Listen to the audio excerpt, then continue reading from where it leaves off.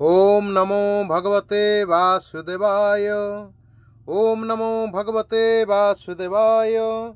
ओम नमो भगवते वासुदेवाय। श्रीमद्भागवतम प्रथम स्कंद अथ पंचम अध्याय भगवानंक जश कीर्तनर महिमा ओ देवर्षि नारदंकर पूर्व जन्मर चरित। श्री सुतमुनि कहिले, तापरे सुखपूर्वक आसन ग्रहण करी वीणापाणी परम यशस्वी देवर्षि नारद मृदु मृदु हसी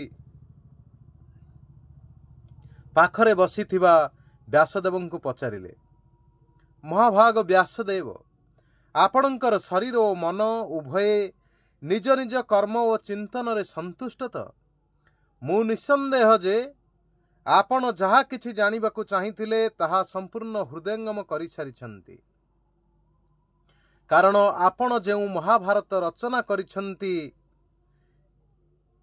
ताहा सतरे बड़ अद्भुत होइअछि।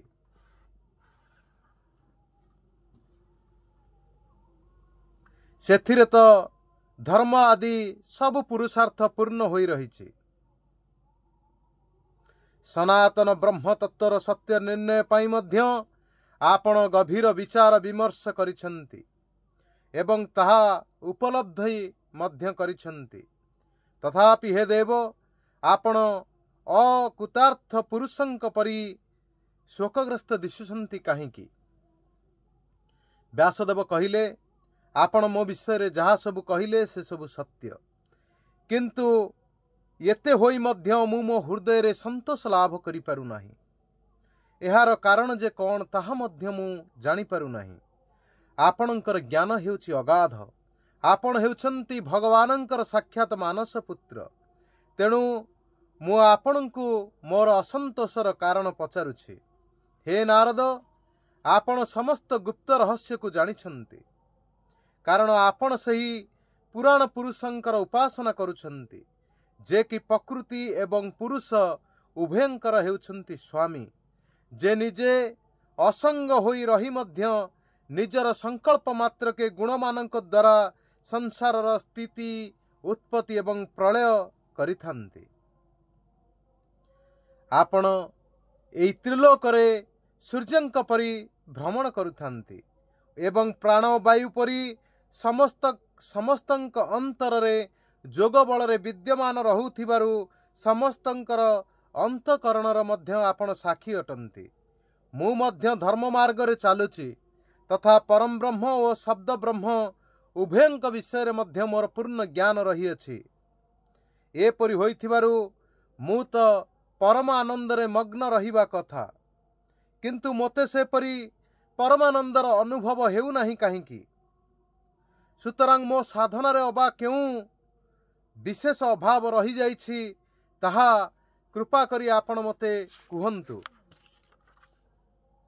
श्री नारद कहिले, हे व्यासदेव, आपण एते सबु करी मध्य भगवानंकर निर्मल जस यथेष्ट भाव रे ज्ञान करी नाहंती। मो मतरे जो शास्त्र बा ज्ञान द्वारा भगवान संतुष्ट होंती नाही ताहा हेउछि अपूर्ण। आपण धर्म आदि पुरुषार्थ संबंध रे निरूपण जेपरि करिछंती, भगवान श्रीकृष्णंकर महिमा को से परि भाव रे आपण वर्णना करि नाहंती।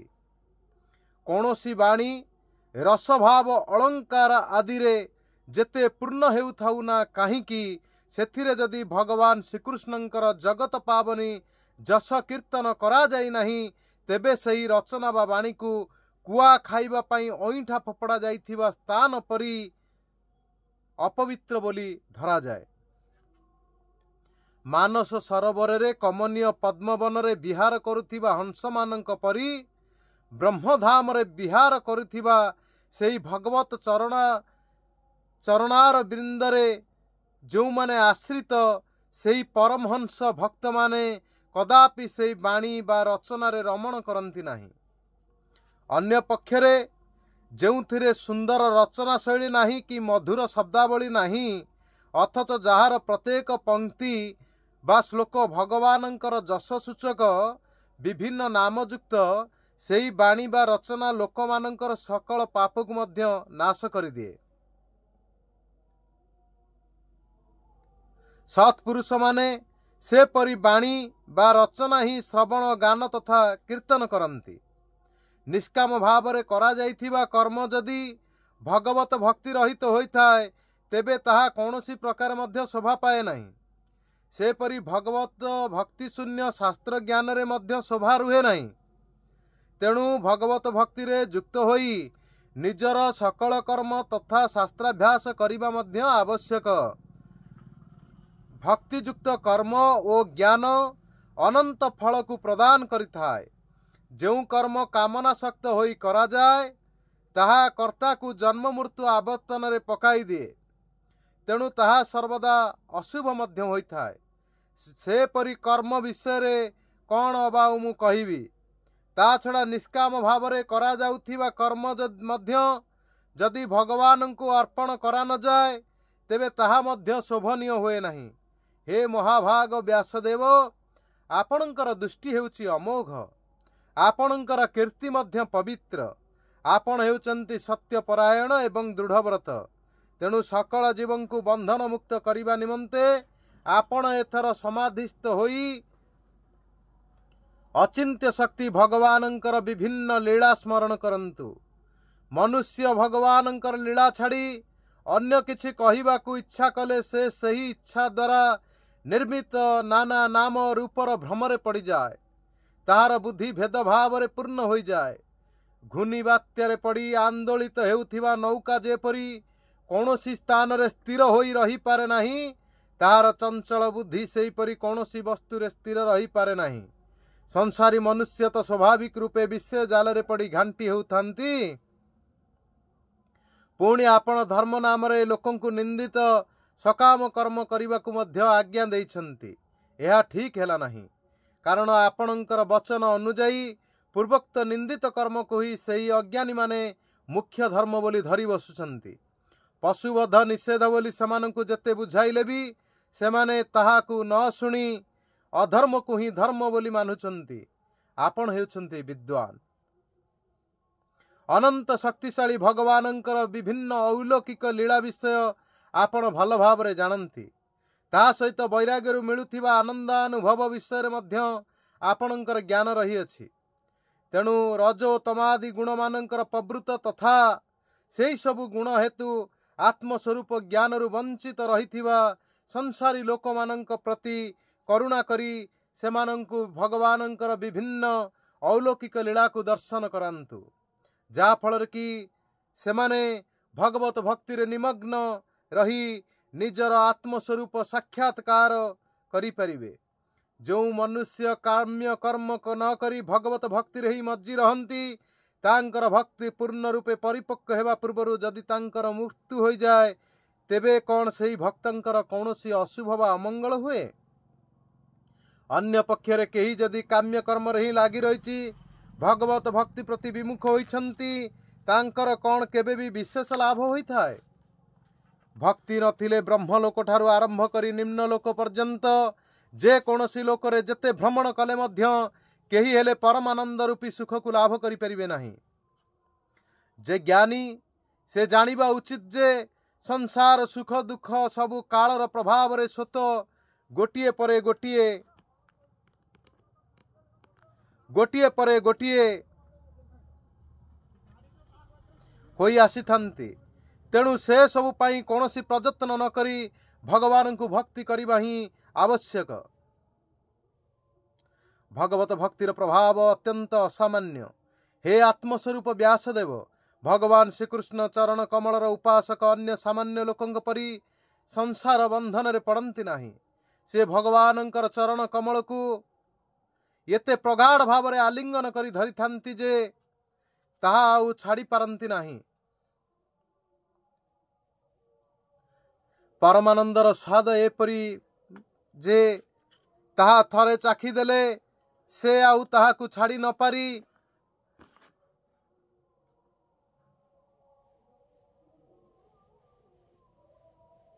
सेही परमानंद सागर रे बुड़ी रहिछंती। यही विश्व हेउची भगवानंकर साकार स्वरूप। एकमात्र से ही सकल प्राणी रूपरे विद्यमान, किंतु एपरि होई मध्य से हेउछन्ते विश्वर अतीत। तांकर द्वारा ही यही विश्वर उत्पत्ति पालन एवं संहार लीला संघटित हुए। आपण तो प्रभु विषय रे सबु जानी छंती, तथापि आपण को संकेत रूपे यह को मु कहिदेली। आपणकर ज्ञान हेउछि अमोघ। आपण तो स्वयं पुरुषोत्तम भगवानंकर कला अवतार। आपण निजर आत्म स्वरूप विषय रे मध्य जानते। आपण अजन्म होई मध्य जगतर कल्याण निमंते अवतार ग्रहण करिछन्ति। तेणु सही सच्चिदानंद घन परम ब्रह्म परमात्मांकर विभिन्न लीला कीर्ति को आपण गान करंतु। विद्वान माने निर्णय करिछन्ति जे पुण्य कीर्ति भगवान श्रीकृष्णंकर गुण और लीला वर्णना करिबा ही हेउछि तपस्या। वेदाध्ययन, यज्ञ अनुष्ठान, स्वाध्याय, ज्ञान दानर एकमात्र उद्देश्य। ए सबुर कारण हेउछन्ति भगवान श्रीकृष्णंक ठारे अनुराग जात कराइबा ही जीवर हेउछि श्रेष्ठ उपाय। हे मुनिवर, विगत कल्परे मु मोर पूर्व जन्म वेदवादी ब्राह्मण मानकर जने दासींकर पुत्र थिली। केतक परिव्राजक जोगी वर्षा ऋतु गोटे स्थान रही चातुर्मास्य व्रत पालन करुथिले। बाल्य कालरु सेमानंकर सेवार नियुक्त मते करि दिया जाइथिला। मो पिला थिली सत, किंतु तथापि मोठारे कौनसी प्रकार चंचलता नथिला।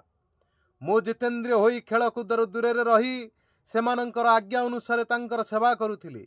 मो कथावार्ता मध्य खूब कम करुथिली। मोर एपरी सम्य स्वभाव देखि सेई समदर्शी मुनि माने मो प्रति विशेष अनुग्रह कले। सेमानंकर अनुमति क्रमे सेमानंकर रोषेई बासन रे लागी रही जाउथिबा अवशिष्ट खाद्य को मो गोटे बेला प्रसाद रूपे ही भोजन करुथिली। भोजन करिबा परे सेमानक बासन कुसन धोई पोछि रखी देउथिली। ता फल मोर सकल पाप धोई होई गला। एहीपरि भाव सेमानक सेवा करी करी मोर हृदय शुद्ध हैला एवं जो माने सेमाने जो भजन करुथिले से सबुरे मोर मध्य रुचि आसीगला। हे प्रिय व्यासदेव, एपरि सतसंग लाभ करी मु लीला ज्ञान परायण महात्मा मानक अनुग्रहरु मो प्रतिदिन भगवान श्रीकृष्णंकर मनोहर कथा को मध्य शुणिबा को पाउथाए। श्रद्धार सहित गोटे पद श्रवण करी प्रिय कीर्ति भगवानंक ठारे मोर रुचि होईगला। एहीपरि भावरे सेही महानुभाव मानंकर सत्संगरु मु अद्भुत लाभ पाइली।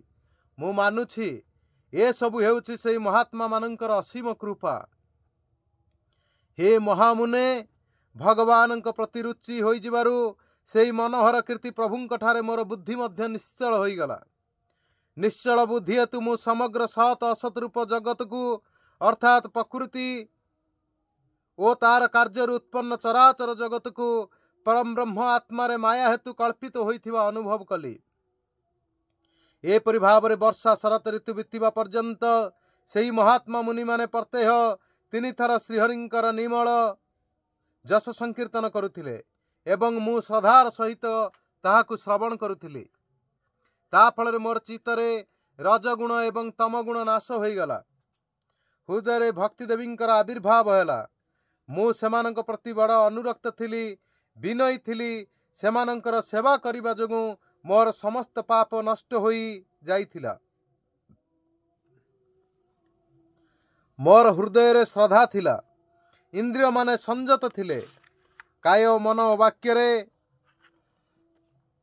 मु सेमानंकर आज्ञावर्ती थिली।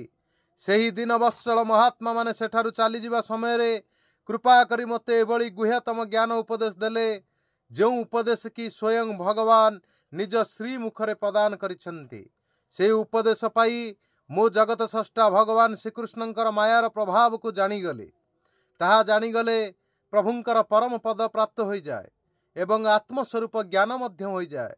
हे सत्य संकल्प व्यासदेव, पुरुषोत्तम भगवान श्रीकृष्णंक पादरे समस्त कर्म समर्पण करिबा हेउछि संसारर त्रिविध तापनाशर एकमात्र औषध।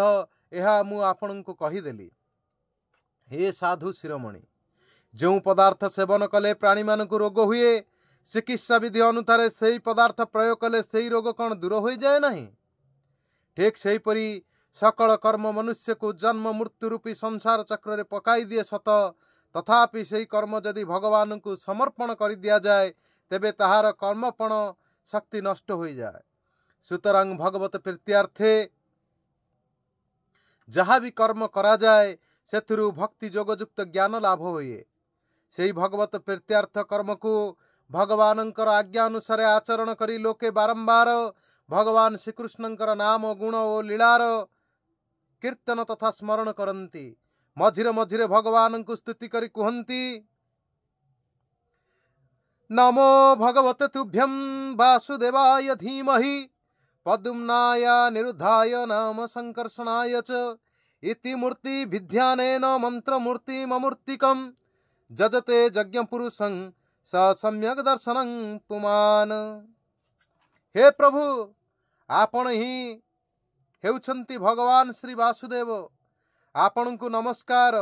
आमे आपण को ध्यान करुछु।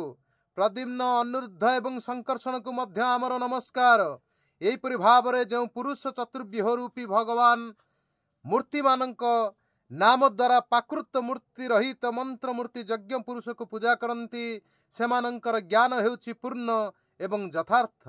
हे ब्रह्मन, एही रूपे मो भक्ति रे भावित होई भगवानंकर आज्ञा पालन करिबारु भगवान केशव मते आत्मज्ञान ऐश्वर्य ओ भावारूपा प्रेम भक्ति को प्रदान कले। हे महाज्ञानी व्यासदेव, आपणकर ज्ञान तो हेउछि पूर्ण। आपण भगवानंकर कीर्ति ताहांकर प्रेममयी लीला वर्णना करंतु। ताहा द्वारा बड़ बड़ ज्ञानी मानंकर जिज्ञासा मध्य पूर्ण होई जिवो। जो लोक माने सांसारिक दुख द्वारा बारंबार प्रपीड़ित हेउछंती सेमानंकर दुख निर्वृत्ति निमंते ही भगवानंकर नाम संकीर्तन, भगवानंकर लीला, भगवानंकर गुणमानंकर स्मरण चिंतन कीर्तन ही हेबो एकमात्र अव्यर्थ औषध। एहा छड़ा जीव मानक पक्षर उद्धार पाइबा पई अन्य कौनसी उपाय नाही। इति श्रीमद्भागवते महापुराणे परमहंस संहितायां प्रथम स्कंदे व्यास नारद संवादे अर्थ पंचम अध्याय। हरे कृष्ण कृष्ण कृष्ण हरे हरे, हरे राम राम राम हरे हरे। ओम नमो भगवते वासुदेवाय।